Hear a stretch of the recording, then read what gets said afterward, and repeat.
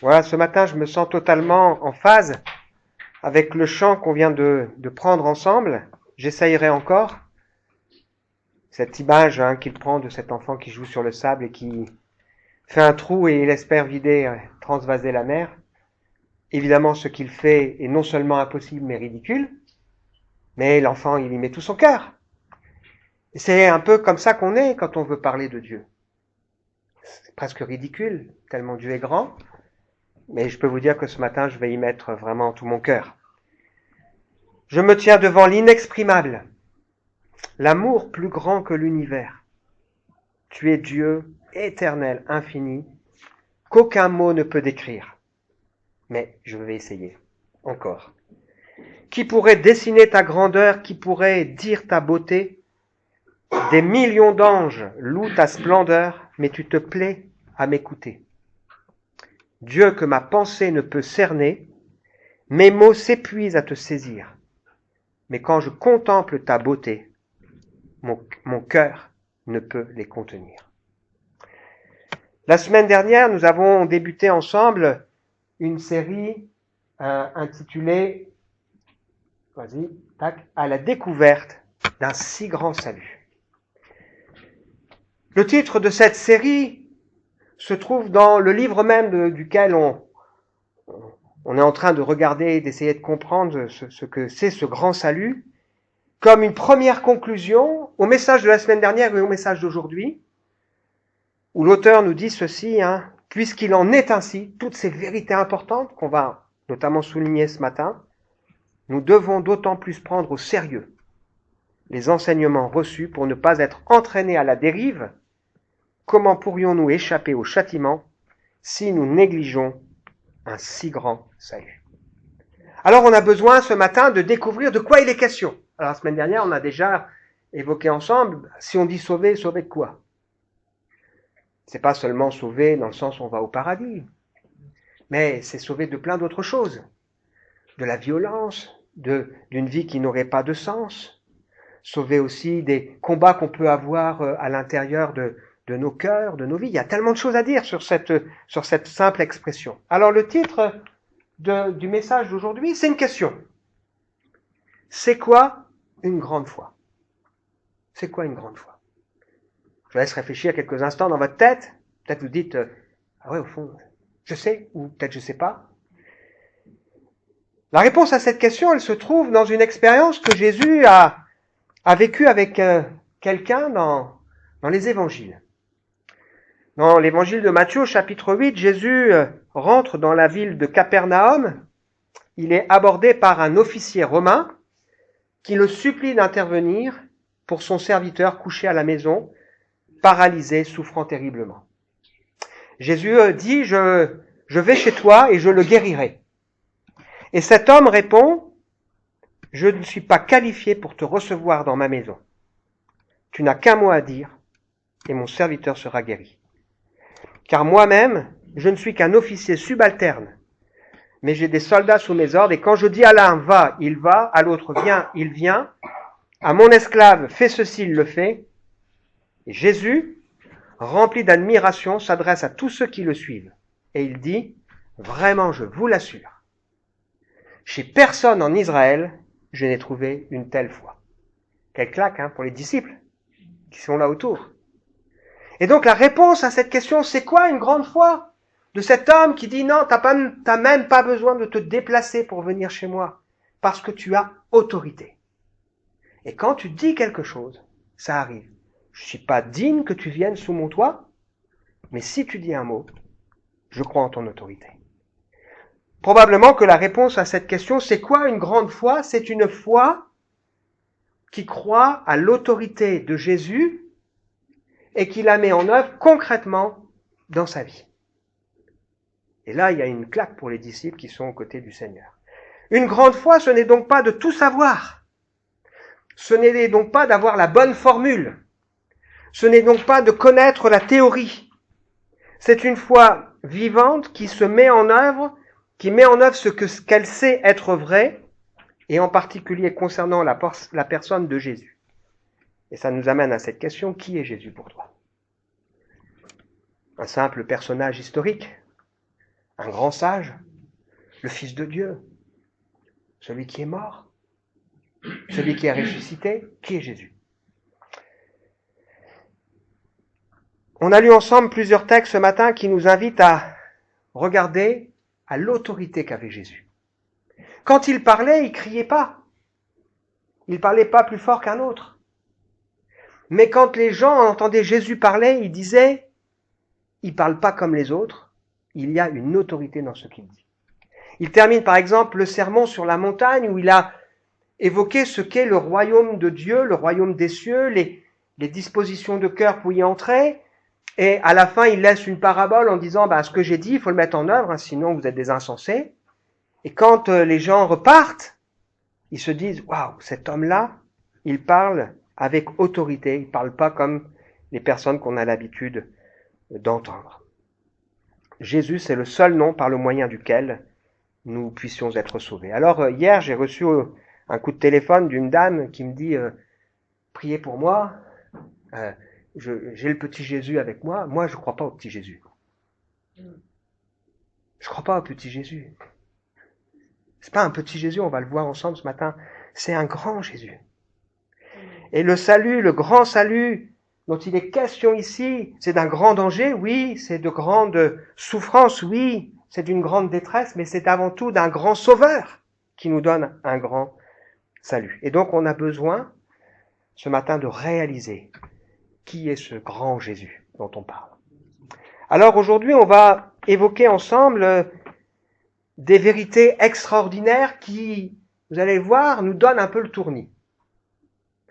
Alors il y a des vérités de la Bible qui nous donnent le tournis, mais qu'on arrive encore à peu près à comprendre, ou en tout cas à imaginer. Par exemple, le fait que la Bible nous dit que Jésus a été destiné à être celui qui se sacrifie avant même la fondation du monde. Ça veut dire qu'avant même que Dieu crée le monde, Dieu qui sait tout, il avait déjà prévu le chaos et le moyen de salut. C'est fort, mais déjà on arrive à le concevoir. La vérité, par exemple, que Dieu nous dit qu'avant même la fondation du monde, ceux qui donneraient leur vie à ce Seigneur et ce Sauveur seraient déjà inscrits dans son livre de vie. Vous imaginez, il y a des millions, on peut discuter de l'âge de la Terre, milliards d'années, peu importe. Avant même tout ça, Dieu qui sait tout, il avait déjà écrit le nom de Raphaël dans son livre. Waouh. Encore une autre vérité qu'on peut encore à peu près saisir et qui nous donne le tournis. Avant même la fondation du monde, Dieu a déjà prévu la nouvelle terre et les nouveaux cieux qu'il va créer. Le nouveau royaume dans lequel il veut nous faire entrer. C'est un truc de fou. C'est-à-dire, il sait très bien que le monde dans lequel on est court à sa perte, que le monde va le refuser, que même s'il a donné le moyen de salut, et qu'il créera de nouveaux cieux et une nouvelle terre, et il dit à ses disciples, venez, vous qui êtes bénis de mon Père, pour le royaume que j'ai préparé avant la fondation du monde. Truc de fou. Seigneur, ça aussi, on peut encore le concevoir. Il connaît le nombre de cheveux de nos têtes, il connaît le nombre de pas de nos vies, il connaît le nombre de larmes que nous allons verser. Ok, c'est grandiose, extraordinaire, mais ça encore on peut le concevoir. Mais il y a aussi des vérités de la Bible qui sont encore plus grandes et qui dépassent ce que notre intelligence peut cerner. Et quelque part, ce qu'on évoque ici, c'est comme si on essayait de décrire à un aveugle des couleurs. On est dans une autre dimension. C'est comme si on essayait d'écrire à un sourd ce qu'est la musique, qu'il n'a jamais entendu de son, ce qu'est une harmonie, ce qu'est de multiples instruments qui fonctionnent ensemble. Waouh! Le grand Dieu, le grand Sauveur, nous place dans cette dimension, et la seule manière pour nous d'arriver à un peu à percevoir ces vérités, c'est que Dieu ouvre notre intelligence. Un homme de la Bible a eu cette proposition de la part de Dieu pour un cadre particulier. Demande ce que tu veux que je te donne. Et il a eu la sagesse de dire, donne-moi un cœur qui écoute. Eh bien, on a besoin peut-être de faire aussi cette prière. Seigneur, donne-moi un cœur qui écoute, pour que je puisse comprendre qui est ce grand Dieu qui me donne un si grand salut et qui me permet de croire en celui qui a une telle autorité que si je mets un tout petit peu ma foi en œuvre, il va se passer des choses dans mon cœur et dans ma vie.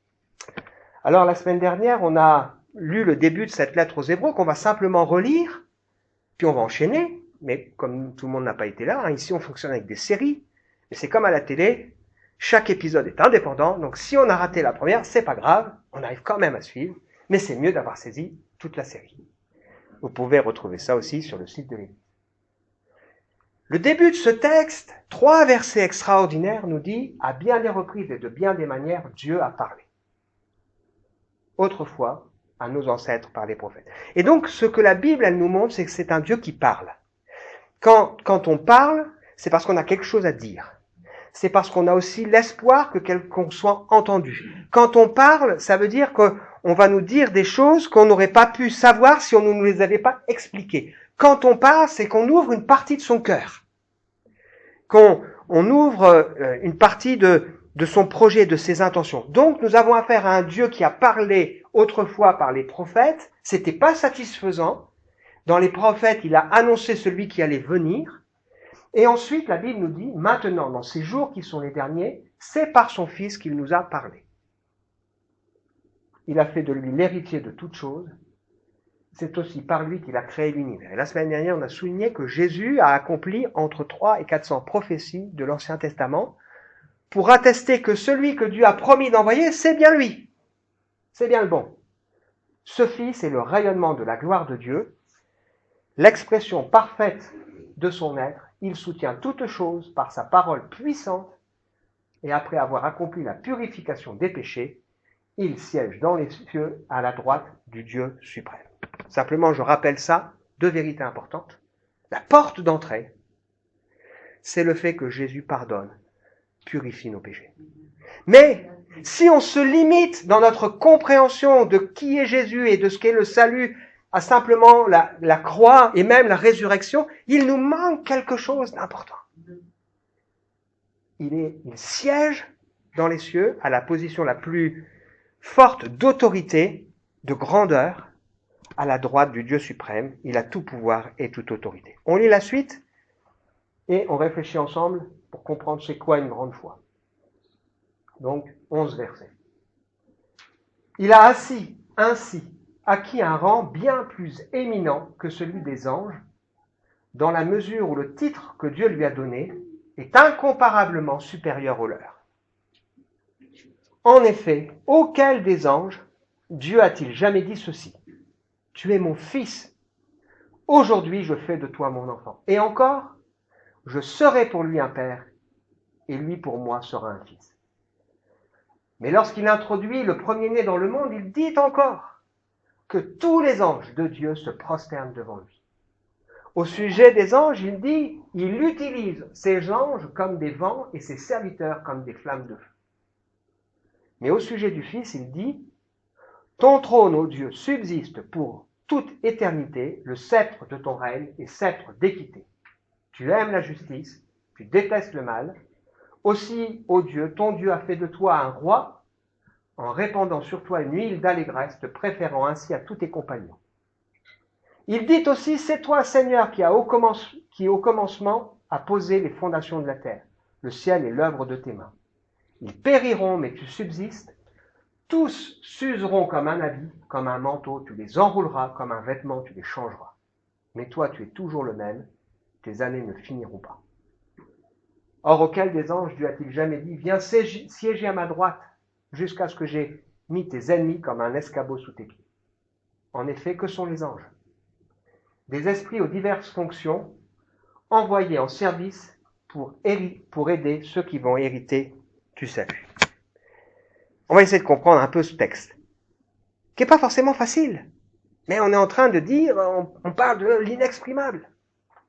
Mais rassurez-vous, on va essayer de rendre ça accessible, en tout cas le plus possible. Si on veut essayer de faire comprendre quelque chose, l'importance, la grandeur d'une chose, eh bien, on va utiliser des images et on va comparer.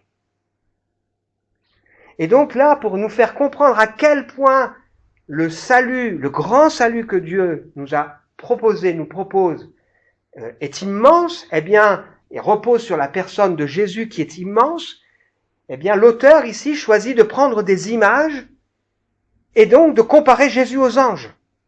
Et il nous dit que Jésus est incomparable aux anges. Il est infiniment plus grand, infiniment supérieur à tous les anges, qui pourtant sont infiniment plus grands et infiniment supérieurs aux hommes. C'est une image maladroite. C'est une image qui est disproportionnée. C'est comme si on essaye de comparer une tente avec un immense building. Ok, on le fait parce que on essaye de rendre accessible des vérités qui sinon ne le seraient pas. Alors, il va ici reprendre 7 textes de l'Ancien Testament pour montrer qu'il y a une cohérence entre toute la Bible. L'Ancien Testament, c'est comme une fleur fermée qui contient déjà tout, et le Nouveau Testament, la fleur, elle s'ouvre et on découvre, ah oui, je comprends. Et donc, il cite 7 fois l'Ancien Testament, et il aurait sans doute pu citer d'autres textes pour dire, mais tout ça, c'est déjà là, vous l'avez sous les yeux, simplement, il faut que votre intelligence s'ouvre pour que vous puissiez réaliser la grandeur du Sauveur extraordinaire qu'est Jésus, que Dieu nous a donné. Alors, avant d'entrer dans un peu de détails, tout en disant clairement que il y a des choses que moi-même j'ai encore du mal à pleinement saisir. Mais je prie que Dieu m'ouvre mon intelligence pour qu'elle prenne encore plus de sens. On va déjà réfléchir qu'est-ce que c'est les anges. Donc la Bible nous parle des anges. Il y a 108 références aux anges dans l'Ancien Testament, 165 dans le Nouveau Testament. Donc même si le Nouveau Testament il est plus petit, il y a beaucoup plus d'allusions aux anges dans le Nouveau que dans l'Ancien. Dans l'Ancien Testament, les Juifs, puisque l'Ancien Testament a été écrit pour les Juifs, croyaient beaucoup aux anges. Et ils croyaient en particulier, ce que Étienne rappelle dans le discours qu'il fait dans le livre des Actes, que la loi de Dieu qui a été donnée à Moïse a été donnée par le moyen des anges. Donc les anges, ce sont des êtres créés par Dieu pour rendre un culte et pour servir Dieu avant la fondation du monde. Ils sont accès à la présence de Dieu, ils servent Dieu et ils servent Jésus. La Bible nous dit qu'ils sont parfaits, ils sont saints, ils sont puissants, ils sont sages et ils ont une connaissance que nous n'avons pas. Pourtant, ils plongent leur regard dans l'Évangile tel que Dieu nous l'a donné, la révélation, pour essayer de comprendre la sagesse de Dieu. Et ces anges qui nous dépassent, ces êtres qui sont des esprits, qui peuvent parfois s'incarner sous une forme humaine, mais c'est plutôt exceptionnel, mais ça arrive, plongent aussi leur regard dans l'Église, dans la manière dont Dieu conduit l'Église, pour voir la sagesse infiniment variée de Dieu. Les anges sont avec une hiérarchie, puisque la Bible nous parle d'autorité, de domination, de trône, de dignité, de séraphins, de chérubins, d'archanges.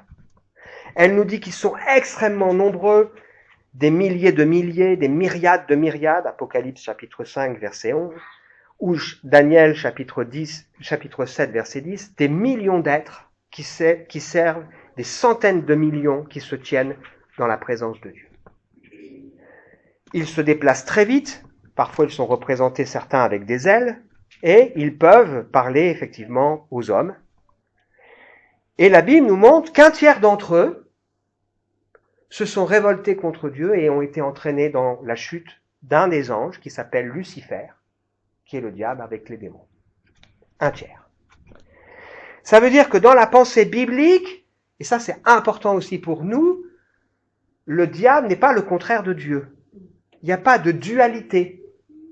Ça veut dire, il n'y a pas d'un côté les forces du bien, de l'autre côté les forces du mal. Non. Oui, il y a les forces du bien et les forces du mal. Mais le diable est un être créé, limité, qui n'est pas omniscient, qui n'est pas omnipotent. C'est-à-dire qui n'a pas toute puissance, qui n'est pas omniprésent, mais qui est limité. Limité à tout ce que Dieu va dire. Et à la limite de ce que Dieu va lui donner. Et la Bible nous explique que Jésus, en particulier sur la croix, a dépouillé les puissances, les autorités, les dominations dans les lieux célestes. Il a triomphé d'elle. Elle ajoute qu'on ne voit pas encore pleinement tout ce triomphe, mais on le verra bientôt. Et ça, c'est quelque chose qui est important pour nous. Alors, on a quelques noms d'anges dans la Bible qui ont des fonctions particulières, comme Michel, comme Gabriel. Et on découvre aussi dans la Bible que les anges, ils servent Jésus et ils adorent Jésus du début à la fin. Quand Jésus est né sur terre, il y a eu une chorale angélique qui a chanté. C'est à l'annonce d'un ange que Jésus est né, et à chaque fois que Jésus va sauver quelqu'un, il y a une fête dans le ciel, les anges se réjouissent dans le ciel, font la fête. Quand Jésus a été tenté dans le désert, après la tentation, les anges sont venus, l'ont servi. Quand Jésus était au jardin de Gethsémanée, qu'il était là oppressé, qu'il a demandé la force à Dieu, la Bible nous dit qu'un ange est venu le fortifier. Et à la résurrection de Jésus, c'est encore des anges qui sont apparus dans le tombeau de Jésus, qui ont attesté que Jésus est bien ressuscité et bien vivant. Donc ce que nous avons besoin de comprendre aujourd'hui, c'est que Jésus, qui est infiniment supérieur à toute créature céleste, s'est abaissé pour un peu de temps en dessous des anges, mais qu'il est infiniment plus grand qu'eux. Et la compréhension, la vision qu'on va avoir de Jésus va être importante pour nous. Alors, on revient ensemble sur le début ici, et on va regarder ensemble 5 raisons qui attestent de la supériorité de Jésus sur les anges, l'auteur de notre salut. Imaginons que nous ayons un message de la plus haute importance à donner. Eh bien, on va confier ce message auquel c'est capital, c'est important, on va le confier au plus grand de tous les porte-paroles. Et on attestera devant tous que c'est bien lui qui est le porte-parole qu'on a envoyé. C'est exactement ce qu'est Jésus. Le plus grand de tous les porte-paroles, qui est venu nous offrir et nous attester du salut de Dieu. Et le salut de Dieu, c'est pas juste tu n'iras pas en enfer si tu te confies à moi, mais c'est tu participeras à la gloire de Dieu. Tu régneras avec lui. Incroyable, hein? Alors, premièrement, qu'est-ce qui fait de Jésus un être supérieur aux anges? Déjà son titre. À aucun ange, Dieu n'a jamais dit « tu es mon fils ». C'est vrai que dans la Bible, les anges, de manière collective, sont appelés les fils de Dieu. Mais Jésus est appelé le Fils de Dieu. Et on a besoin de comprendre qu'en disant de Jésus c'est le Fils de Dieu, eh bien il y a ici l'idée de toute l'attention d'un père qui vit une parfaite harmonie, une parfaite collaboration avec son Fils. La Bible nous dit que Dieu parle. Ici, j'ai mis en vert, Dieu a dit. Ce sont des textes qui sont dans l'Ancien Testament, qui ont été rapportés par des porte-paroles de Dieu, des hommes. Pourtant, c'est Dieu qui est derrière. Ça veut dire que parfois, très rarement, exceptionnellement, Dieu va parler de manière audible, mais ça c'est vraiment exceptionnel. Et s'il le fait, c'est qu'il y a quelque chose de particulier. Et donc, dans la vie de Jésus, 3 fois la voix de Dieu s'est fait entendre du ciel, ce qui est exceptionnel, pour dire quoi? Premièrement, à son baptême, celui-ci, c'est mon Fils bien-aimé, celui qui fait toute ma joie. Attester qu'il est le Fils. Lors de ce qu'on appelle la transfiguration, ce moment de gloire où Jésus monte avec Pierre, Jacques et Jean sur une montagne et il apparaît d'une manière différente, on dit transfiguré, c'est-à-dire on a du mal même à comprendre tout à fait ce que ça veut dire. Et là, la voix de Dieu se fait entendre pour dire « Celui-ci est mon Fils bien-aimé, en qui mon âme prend plaisir, écoutez-le. » Et une 3e fois, de manière exceptionnelle, la voix de Dieu s'est fait entendre. Jésus a vécu ce temps d'angoisse dans le jardin de Gethsémanée avant de monter à la croix, et la voix de Dieu s'est fait entendre pour dire « Je l'ai glorifié, je le glorifierai encore. » Donc, à aucune personne, Dieu n'a dit, c'est mon fils, c'est mon empreinte, c'est le reflet de ma personne. Les Juifs avaient bien compris cela parce que quand Jésus se présente ou présente Dieu comme son Père, il dit c'est un blasphème. En faisant ça, tu te fais l'égal de Dieu. Ça veut dire, si je suis le Fils, je suis de l'essence même de Dieu. Le Père et le Fils ne font qu'un. Dieu prend un engagement d'égal à égal avec Jésus son Fils, de proximité, d'intimité, de communion, de connivence. Alors nous, aujourd'hui, on donne souvent des noms, parce que les noms, ils sonnent bien pour nos enfants, mais dans la Bible, les noms qui sont donnés sont de la plus haute importance, ils ont une signification. C'est pour ça aussi que souvent dans la Bible, quand quelqu'un vit une expérience avec Dieu, on change son nom. Pour lui dire, maintenant, tu vas avoir un nom qui signifie, il y a un changement dans ta vie, il y a eu un avant, il y a un après. Et donc Jésus, il porte deux noms dans la Bible. Jésus, qui veut dire Dieu sauve, et Emmanuel, qui veut dire Dieu avec nous. Donc rien que ça, c'est le nom de Jésus, le Fils de Dieu, porte quelque chose de glorieux. Alors ici, il y a la citation en particulier du psaume 2, et qui dit ceci, je t'ai établi mon roi par onction, je publierai le décret qu'a promulgué l'Éternel, tu es mon fils, aujourd'hui je fais de toi mon enfant, demande-moi que veux-tu, je te donne en patrimoine tous les peuples de la terre, le monde, jusqu'aux confins lointains, tout cela sera ta propriété.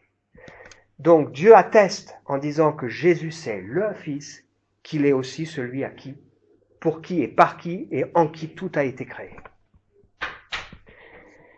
Ensuite, il est question d'un texte qu'on trouve dans la deuxième lettre, dans 2 Samuel au chapitre 7, au verset 14, où il est question de Salomon, fils de David, 10e descendant de David, mais premier-né dans la pensée biblique, c'est-à-dire celui qui va hériter de l'autorité qu'avait David. Et dans ce texte, il est question d'un roi, Salomon, qui sera plus grand que son père. Et c'est ce texte qui est cité pour dire, il est le roi, il est mon fils. L'empreinte de ma personne, le reflet de ma gloire. La parole est devenue homme, il a habité parmi nous, nous avons contemplé sa gloire comme la gloire d'un fils unique venu du Père, plénitude de grâce et de vérité. Et donc Paul cite aussi cette parole de l'Écriture, je serai pour lui un père et lui sera pour moi un fils, etc., pour évoquer la résurrection de Jésus, et on voit que le Seigneur l'atteste et le déclare. Donc dans l'idée ici de dire c'est mon fils, je l'ai engendré, ou aujourd'hui je fais de toi mon enfant, c'est l'idée qu'il est, selon l'espèce de Dieu, infiniment supérieur aux anges. La deuxième raison qui fait de Jésus un être exceptionnel, c'est que l'adoration lui est due. Les anges, tous les anges, se prosternent devant lui. On ne se prosterne pas devant quelqu'un qui nous est inférieur, mais on se prosterne devant quelqu'un qui nous est infiniment supérieur. Et dans la vie de Jésus, on voit que les anges se sont prosternés devant lui à plusieurs moments, et le livre de l'Apocalypse, qui nous ouvre un tout petit peu le voile sur des réalités qu'on a du mal à comprendre, nous dit que dans l'éternité, les anges se tiennent aux pieds de Jésus et l'adorent, se prosternent devant lui. Il est infiniment supérieur à eux. Les anges le servent comme ils servent Dieu. Et le psaume 97 qui est cité ici, que tous les dieux, avec un X, les petits dieux, les anges, supérieurs aux hommes, se prosternent devant lui. Il est le premier-né, celui qui occupe la première place de l'héritage, celui qui est le plus important. Il est la tête du corps de l'Église, le commencement, le premier-né d'entre les morts, afin d'être en tout le premier. Donc il est celui que les anges, qui sont infiniment supérieurs à nous en sagesse, en sainteté, en connaissance, en puissance, en relation avec Dieu, adorent. Et nous, on a chanté « Adorons Jésus ». Wow. Troisième raison, sa nature divine et royale. Le Saint-Esprit dit de Jésus, « Ton trône, ô Dieu, subsiste pour l'éternité, le sceptre de ton règne est un sceptre d'équité. » Il est roi. Il est roi. Donc, Il est infiniment supérieur aux anges parce qu'il est le Fils. Il est digne de l'adoration des anges qui sont pourtant infiniment supérieurs à nous. Et il est roi. Il est celui qui règne. Il est le roi des rois. Le Seigneur des seigneurs. Il a reçu une onction totale de la part de Dieu. Et donc, dans la Bible, nous voyons que Jésus a clairement affirmé sa divinité. Nous voyons aussi que Dieu a clairement confirmé la divinité de Jésus. Nous voyons que les anges aussi confirment cette divinité du Seigneur. Au moment où Jésus allait aller à la croix, le souverain sacrificateur de l'époque lui pose cette question et il lui dit dans Marc au chapitre 14, « Es-tu le Fils de Dieu, le Messie ?» Et il répondit, « Oui, je le suis. Vous verrez le Fils de l'homme siéger à la droite du Tout-Puissant, venir en gloire avec les nuées du ciel. » Il affirme qu'il est celui qui règne, il est celui qui est roi, et nous attendons la manifestation de la gloire et de la souveraineté du Seigneur. Les anges n'ont pas fondé la terre, mais Jésus est celui qui a fondé la terre. Quatrième raison, son existence. Il est Dieu depuis toujours et pour toujours. C'est pas Jésus, c'est le sens du mot éternel, ni commencement ni fin. Le ciel et la terre passeront, mais Jésus-Christ reste toujours le même. Alors que tout change, une vérité importante que nous trouvons dans la Bible, c'est que Dieu est immuable, il ne change pas, que Jésus est immuable, il est le même, hier, aujourd'hui et éternellement. Et donc on a dans ce passage, il a posé les fondations de la terre, le ciel est l'ouvrage de ses mains. Les cieux et la terre d'aujourd'hui périront comme un habit qu'on jette parce qu'il est usé et qu'on n'en veut plus, mais lui, il est toujours le même et ses années ne finiront pas. Il est celui qui n'a pas de commencement, qui n'a pas de fin, il est Dieu.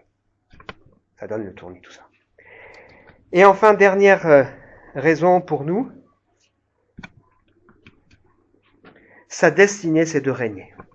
Donc il est supérieur à tout. Le grand salut vient de quelqu'un qui a une grande autorité parce que c'est le Fils, celui que les anges adorent, celui qui est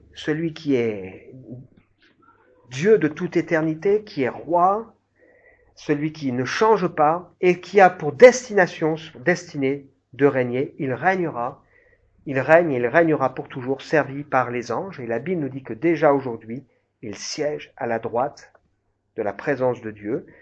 Et la Bible nous invite, pour nous qui croyons, à rechercher justement les réalités d'en haut, là où se trouve le Christ, qui siège à la droite de Dieu. De toute votre pensée, tendez vers les réalités d'en haut et non celles qui appartiennent à la terre. Vous êtes morts, votre vie est cachée avec Christ en Dieu. Donc depuis son ascension, Christ règne à la droite de Dieu, les anges le servent et nous sommes appelés à le servir et à l'adorer. Les anges sont aussi utilisés aujourd'hui par Dieu en faveur de ceux qui doivent hériter du salut. On a lu tout à l'heure, dans ce texte de l'appel de Nathanaël, vous verrez désormais les anges monter et descendre au-dessus de Jésus pour servir ce Jésus, pour faire les œuvres que Jésus a prévues. Et la Bible nous dit que les anges sont aussi aujourd'hui mis en service pour ceux qui doivent hériter du salut, c'est-à-dire pour nous. Ça veut dire qu'on n'a pas à prier les anges, évidemment, on prie Dieu. Les anges ne peuvent pas pardonner les péchés. Le seul qui puisse pardonner les péchés, c'est Jésus, parce qu'il est Dieu. Infiniment supérieur en gloire, en autorité, en sagesse et en puissance. Conclusion pour nous ce matin. C'est quoi une grande foi ? C'est simplement quelqu'un qui, en mesurant son indignité, croit à l'autorité de celui qui est Jésus et qui met sa foi en œuvre en disant « dans ma vie, ça change quelque chose ». Parce que tu as autorité et pouvoir. Et donc, il n'y a rien de magique dans le nom de Jésus. Vous allez avoir peut-être des endroits où on dit « au nom de Jésus, au nom de Jésus ». Ça ne veut rien dire, ça. c'est au nom de la personne de Jésus, dans le sens où on comprend qui il est et on est attaché à lui. C'est pas une formule. C'est la prise de conscience d'une réalité importante dans les cœurs et dans les vies. Le si grand salut a été annoncé par le si grand Sauveur pour établir une alliance plus excellente que celle des anges, ancienne alliance. C'est quoi une grande foi? C'est la foi qui croit dans l'autorité, la parole de Jésus, et qui fait de l'évangile la puissance de Dieu pour le salut de quiconque croit, et qui fait de l'évangile un principe de vie, rappelé dans ce livre qu'on est en train de lire ensemble, le juste, celui qui a fait la paix avec Dieu, qui peut dire, voilà, le Seigneur m'a pardonné maintenant, je suis justifié, il vivra par la foi, c'est-à-dire avoir confiance en celui qui a tout pouvoir et toute autorité. Est-ce que ce matin, on a une toute petite foi dans ce grand Sauveur et ce grand Seigneur, infiniment supérieur aux anges, de par son titre, Fils, de par l'adoration, de par sa nature, de par son existence et de par sa destinée. Quelle erreur! Quelle foutaise! Quelle folie! Quelle bêtise! Quelle honte! Quel blasphème d'invoquer, d'adorer, de s'attacher, d'espérer, de se confier en un autre médiateur